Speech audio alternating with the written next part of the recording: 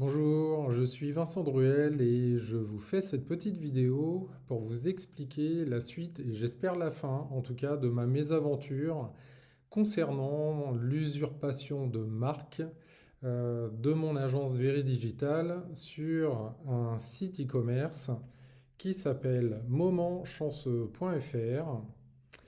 Donc ce site est un site Shopify de dropshipping, c'est-à-dire que les produits sont stockés là en l'occurrence en Asie, en Chine probablement, et expédiés directement de là-bas à destination des clients en France. Euh, donc cette vidéo, elle est vraiment à titre éducatif. L'idée, c'est que finalement, ce genre d'usurpation peut arriver à tout le monde et que c'est problématique. Donc j'ai découvert en fait cette usurpation parce qu'une cliente de ce site m'a contacté le 28 février dernier pour avoir des informations sur son suivi de commande. Et donc je suis tombé des nues évidemment parce que j'ai aucun lien avec ce site. Et donc j'ai mené mon enquête et effectivement dans le pied de page de ce site se trouvaient mes coordonnées, donc Veridigital, agence nantaise, etc. avec mon SIRET. Et ça, dans les mentions légales aussi. Donc, c'était problématique puisque, si vous voulez, le numéro de téléphone qui est situé ici et l'email là ne répondent pas. Donc, j'ai eu depuis 28 février, donc jusqu'à aujourd'hui, on est le 13 mars, à peu près 6 clients de cette boutique qui m'ont contacté, qui m'ont trouvé via mon Google My Business. Il faut savoir que sur les 6 clients, apparemment seulement 2 ont reçu des colis, donc d'un transporteur inconnu. Donc c'est hyper long hein, le transport. Et de plus, les produits ne correspondent pas. Donc, alors, c'est pas du tout le produit qui a été commandé. Et deuxième, le produit n'est pas du tout aux normes CE, donc ça pose quand même des problèmes.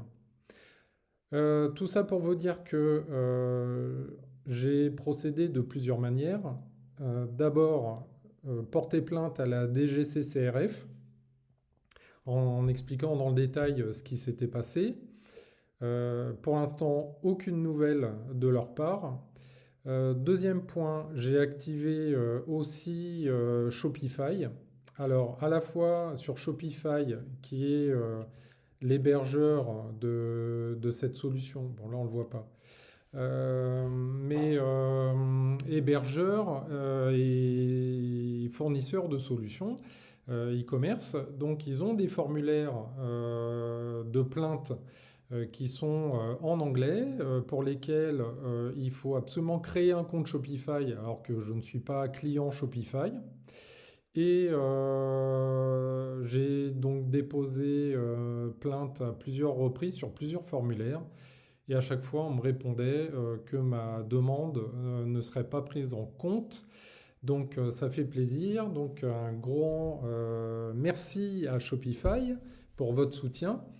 Et surtout, j'ai contacté en fait via LinkedIn à peu près 6 ou 7 collaborateurs France de Shopify qui sont restés dans leur silence, complètement muets, donc aucune aide de leur côté.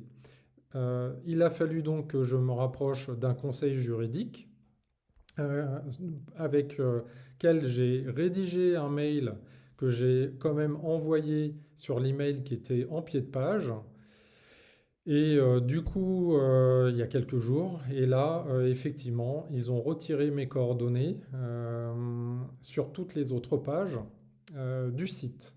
Donc pour ma part, je suis soulagé parce que je ne suis plus donc en lien avec ce site. Je n'aurai plus de contact de clients.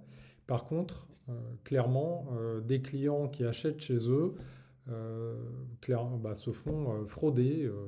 Bah, je ne peux pas dire autrement.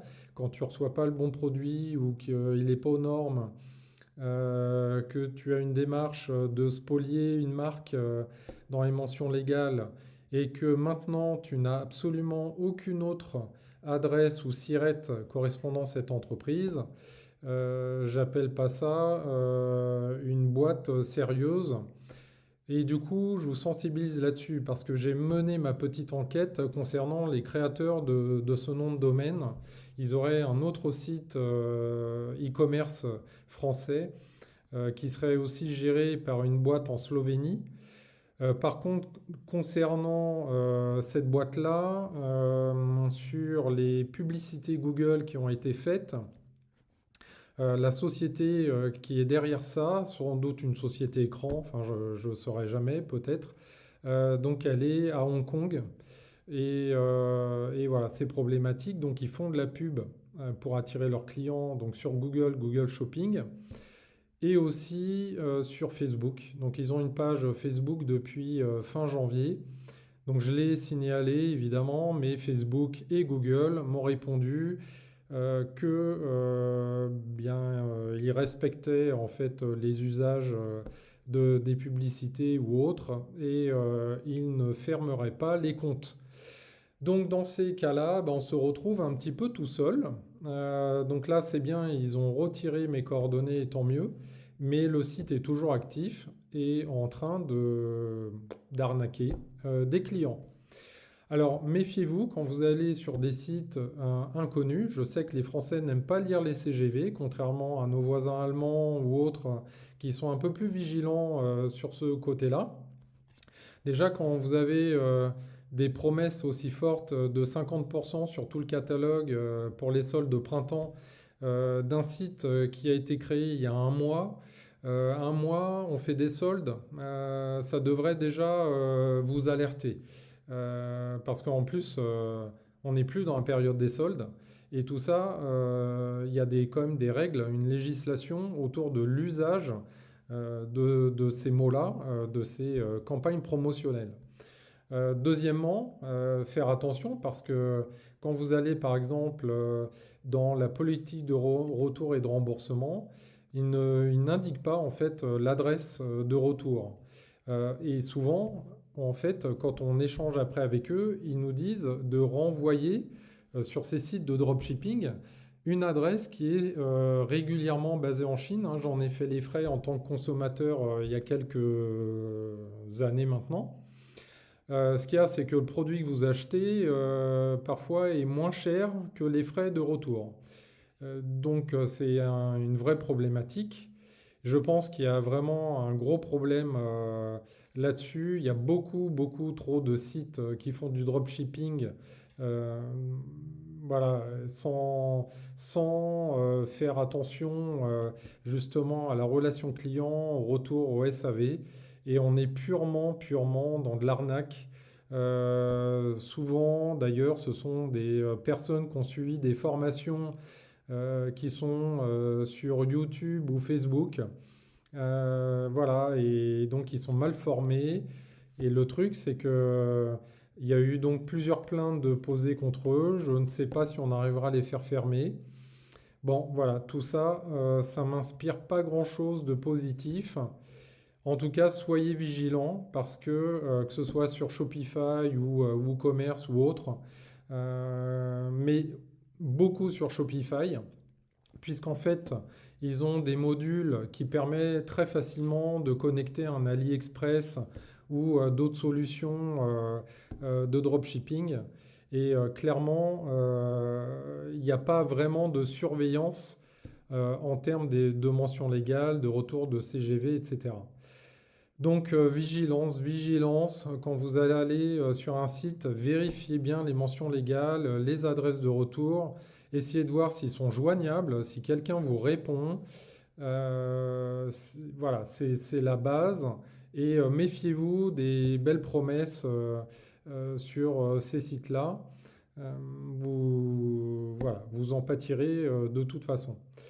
Voilà, bah, c'est terminé pour moi. Donc j'espère que l'aventure va bientôt se terminer pour eux, avec toutes les plaintes qu'il y a eu. Et bien, je vous souhaite une bonne continuation. Et portez-vous bien. Salut!